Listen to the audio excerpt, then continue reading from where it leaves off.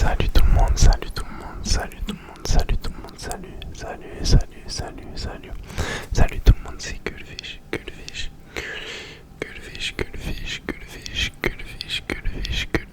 Gulfish ASMR. J'espère que vous allez bien. Aujourd'hui, nouvelle vidéo encore proche du micro parce que je vois que vous kiffez ça, les amis. Ça va être une vidéo un petit peu simple. En vérité, pas trop prise de tête. J'ai demandé à ChatGPT qui me pose des questions parce que vous êtes des neuils, les amis, vous me posez pas de questions. En tout cas, pas des questions bien. Je rigole. Excusez-moi, je suis méchant. Et. Oh, j'ai été vraiment méchant, excusez-moi. Et. Du coup, voilà, aujourd'hui, petite vidéo assez simple. Et j'espère qu'elle vous plaira. On va commencer tout de suite. Il y a une quinzaine de questions. Et c'est des questions un peu plus larges, comme ça je peux mettre un peu plus de temps à répondre par exemple. Donc voilà, j'espère que ça vous plaira les amis. Première question. Comment cultives-tu ta curiosité au quotidien? Les amis, moi je suis quelqu'un d'assez curieux, mais surtout sur des domaines précis en vérité.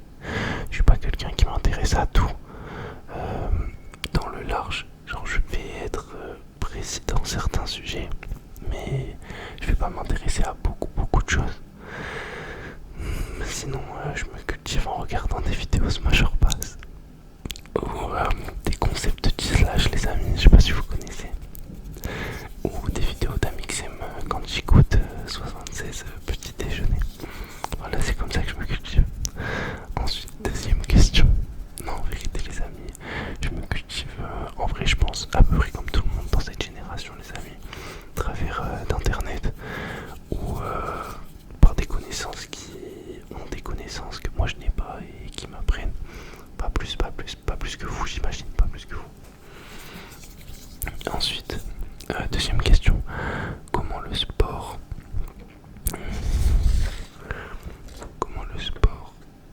influence-t-il ton bien-être ou ton équilibre mental?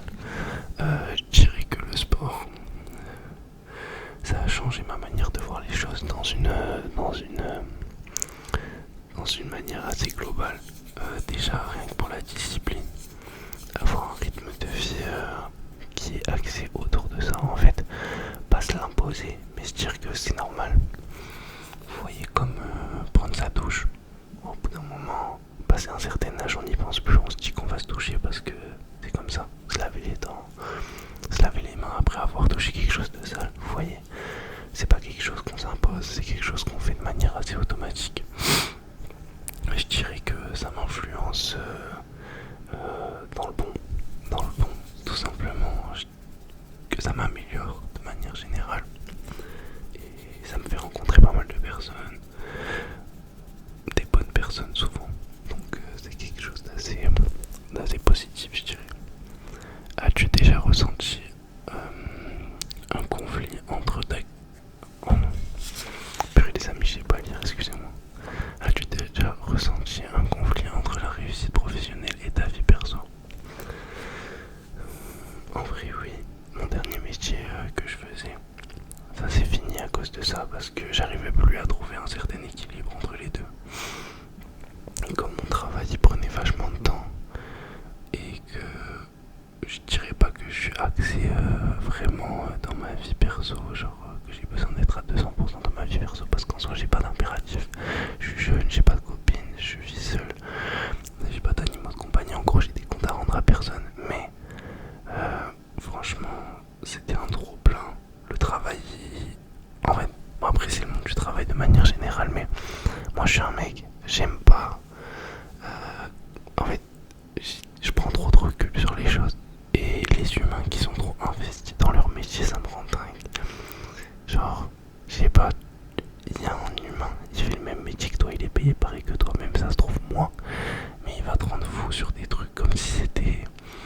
Après peut-être que c'est notre génération aussi, j'ai l'impression que plus les générations passent, plus on est comme ça, mais en tout cas moi c'est ma manière de voir les choses. J'aime quand le travail il est bien fait évidemment, c'est important de savoir rendre ce qu'on te donne, mais les gens ils se mettent trop des barrières dans leur tête comme si en gros même des trucs bidons, mais tu finis à 17h, vas-y tu vas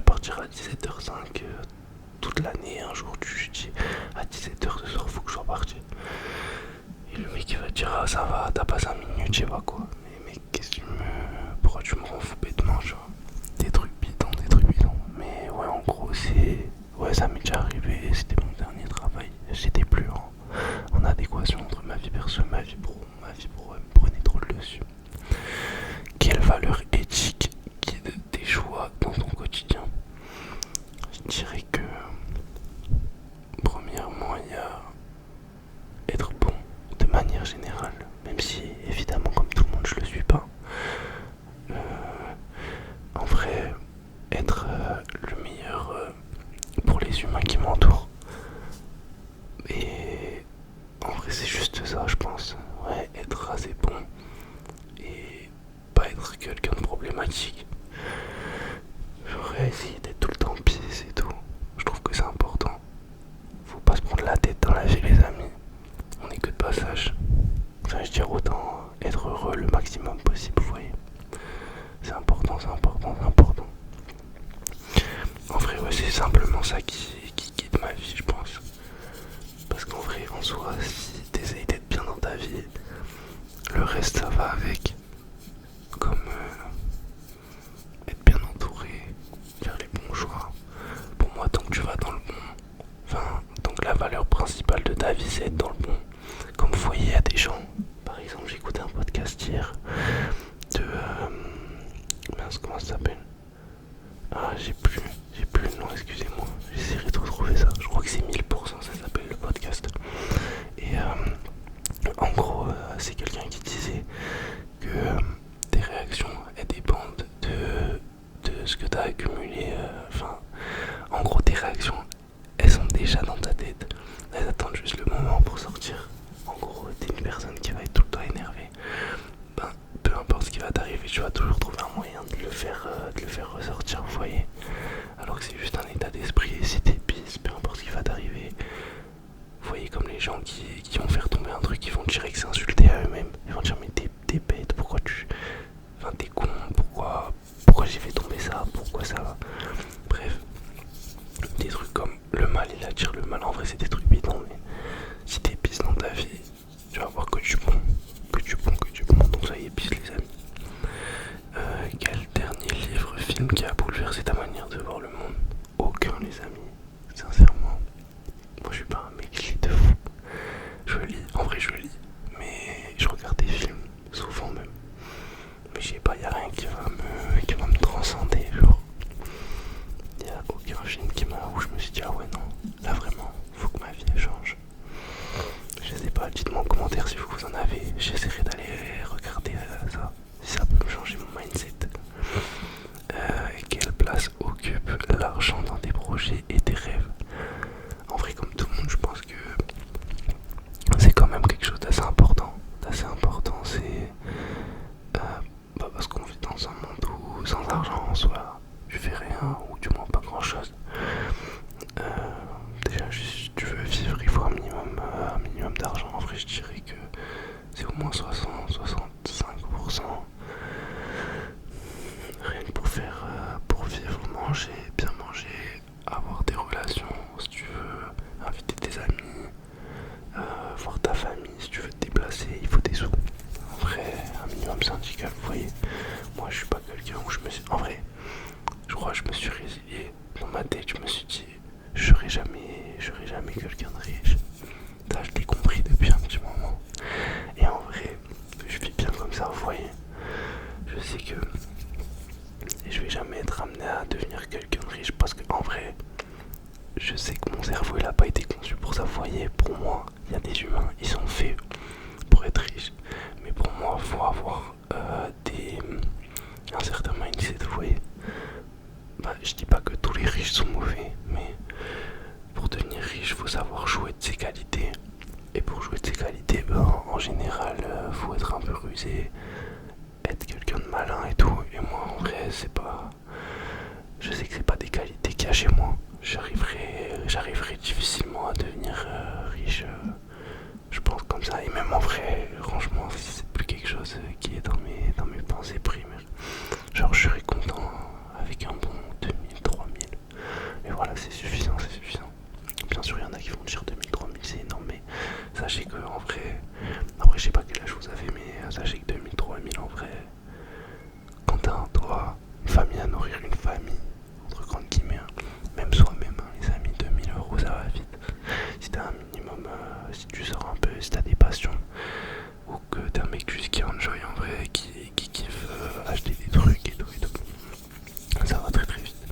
Ensuite, quand as-tu ressenti le besoin de te remettre en question sur tes habitudes, croyances? Je pense que ma vie, elle a vraiment été bouleversée, si je peux dire, lorsque je me suis séparé de mon ex. En gros, moi je suis quelqu'un qui a vécu assez tôt seul. J'ai pris mon indépendance à 18 ans, le jour de mes 18 ans, un peu plus tard. Et voilà, j'ai eu mon premier appartement, j'ai commencé à travailler à 17 ans et demi. Mais je vais pas faire le mec en mode c'était compliqué, hein. Non, non. Je suis rentré dans un métier, le métier que je faisais il y a encore quelques semaines. J'avais un assez bon salaire et je me démenais très largement pour vivre. À côté de ça, je faisais de la coiffure, donc voilà, j'avais des bons salaires pour mon âge, c'était pas du tout un souci. Mais, enfin, pas mais après j'ai rencontré mon ex-copine du coup, avec qui on s'est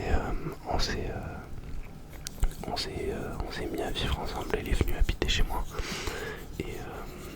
Et là, il y a un an et quelques, on s'est séparés. Enfin, moi, voilà, j'ai pris la décision que j'avais plus, je ressentais plus ce que je ressentais au début. En vrai, comme tout humain, voilà.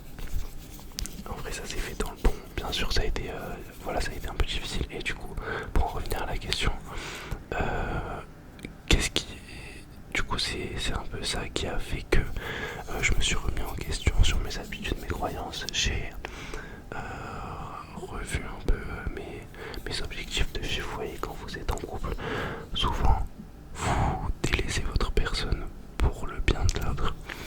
Et moi, c'est un peu ce à quoi je faisais face dans cette relation. C'est que je dis pas que je donnais plus qu'elle, rien à voir, mais je dis juste que je m'oubliais à travers notre relation. Peut-être en prenant moins soin de moi, en me négligeant, vous voyez. Et du coup, lorsque on s'est séparés, je me suis remis bien au sport et j'ai arrêté de fumer, boire, et je me suis rapproché un peu plus de mes valeurs, un peu plus des choses essentielles de la vie, selon moi. Bien sûr, selon moi, les amis, faut pas faut pas se dire que tout le monde doit être pareil. Chacun a ses valeurs, chacun a ses croyances. Et du coup, ouais, j'ai pas mal remis mes habitudes en question, même sur l'alimentation, sur mon approche de la vie de manière générale, comment mes relations, même amicales, elles devaient être et ce qu'elles pouvaient m'apporter. Voilà, voilà. Ensuite, si tu devais changer une habitude dans ta vie, quelle serait-elle et pourquoi? Je pense que si je devais changer quelque chose aujourd'hui, excusez-moi, si je devais changer quelque chose aujourd'hui, ça serait surtout dans mes relations, peut-être amicales comme familiales, peut-être comme plus voir mes amis et être plus avenant, parce que c'est vrai que j'ai tendance à souvent rester dans ma bulle, et pas que, en vrai, j'aime pas sortir, j'aime voir mes amis et tout, mais je sais que souvent on dit ouais, si on m'envoie pas de message, je vais pas envoyer le premier message, je sais pas quoi. Mais en vrai, c'est une idée de merde. Et je pense moi-même comme ça, genre je me dis, si j'envoie pas le premier message, pourquoi quelqu'un m'enverrait le message? Mais ça va dans les deux sens, vous voyez ce que je veux dire? Ça veut dire, peut-être si je devais changer quelque chose chez moi, ça serait un peu ça, d'être plus avenant et pas attendre que les choses me tombent dessus, surtout en termes de relation. Vous voyez ce que je veux dire? Vous voyez les amis? Vous voyez ou pas? Ensuite, quel rôle joue la spiritualité dans ton équilibre actuel? Sincèrement, actuellement, la spiritualité pour moi ça va au-delà des croyances, religieuses. Pour moi, la spiritualité c'est un état d'esprit en vérité. C'est comment tu te ressens avec toi-même, comment tu es aligné avec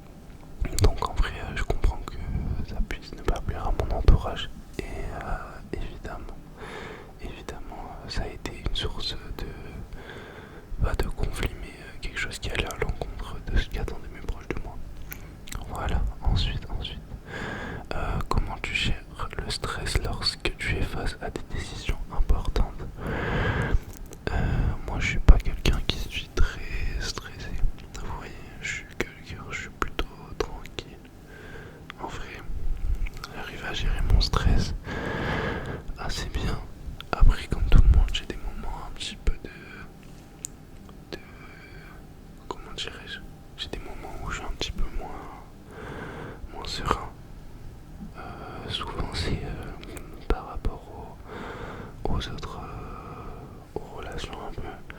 Genre quand je suis en tête à tête ça va très bien, mais dès qu'il y a un peu de monde tout ça, je peux vite être en retrait genre. Et c'est les seuls moments où vraiment j'ai des situations de stress. Après en vrai je suis quelqu'un, j'ai quand même confiance en moi et tout, donc ça va. De manière générale je suis pas quelqu'un qui stresse. Si je vais faire quelque chose en général c'est parce que je sais que je sais le faire, et si je sais pas le faire bah je dis que je sais pas le faire. Et ça se passe très bien comme ça les amis, ça se passe très bien. Ensuite, quelle est la dernière fois où tu as aidé quelqu'un sans rien attendre en retour? J'en sais rien. J'en sais rien, je sais même pas si... Franchement, je crois que ça t'a dû pas aider quelqu'un. En vrai. Je sais même pas. Je sais pas, et même si je savais en vrai, je vois pas l'intérêt de vous le dire. Bref, prochaine question les amis. En vrai, j'en sais rien franchement. Quel est ton plus grand défi personnel aujourd'hui, en dehors des relations amoureuses? Mon plus grand défi personnel, je dirais que, en vrai, un peu comme tout le monde, rendre ses proches fiers de soi. Et voilà, pas plus. Hein. Moi, je suis pas trop quelqu'un qui pense loin. Genre, je me dis pas, dans 5 ans je serai là, dans 10 ans j'aurais fait ça. Je suis plutôt quelqu'un qui pense simple les amis. 14e question. Comment choisis-tu les personnes avec qui tu passes du temps? Et quelles qualités recherches-tu chez elles? En vrai, comment je choisis les personnes avec qui je passe du temps? En général, enfin c'est pas en général, c'est tout le temps. Les personnes avec qui je passe du temps, elles m'apportent du bien. Elles ont tout le temps un intérêt pour moi en vrai. Après je pense que c'est quelque chose de logique. Mes amis me servent tous à quelque chose. Soit pour m'apporter de la bonne humeur. Enfin en vrai c'est que ça. Des amis si ils t'apportent rien, bah c'est que c'est pas ton ami. Faut changer, faut quitter. Mais en vrai, je dirais que ce que je recherche vraiment chez mes amis, c'est une épaule sur qui se reposer, genre quelqu'un avec qui tu peux échanger. Tu peux échanger. En vrai, je sais que j'ai vraiment des bons amis à moi avec qui je parle jamais. Mais je sais que demain, si je dois lui envoyer un message pour lui raconter toute ma vie, ça sera une oreille qui sera saine. Vous voyez ce que je veux dire? La personne ne l'aura pas de vis. Elle va m'écouter dans le bon et elle va me conseiller, vous voyez. Je trouve que c'est ça que je recherche vraiment chez mes amis. Pour moi, c'est le plus important, Voilà. En vrai, pas plus, hein. Quelqu'un qui t'apporte dans ta vie, même le peu, un sourire, un mot gentil, voilà.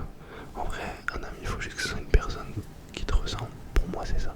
Un ami, c'est une personne qui te ressemble dans tes valeurs, dans tes manières de voir la vie.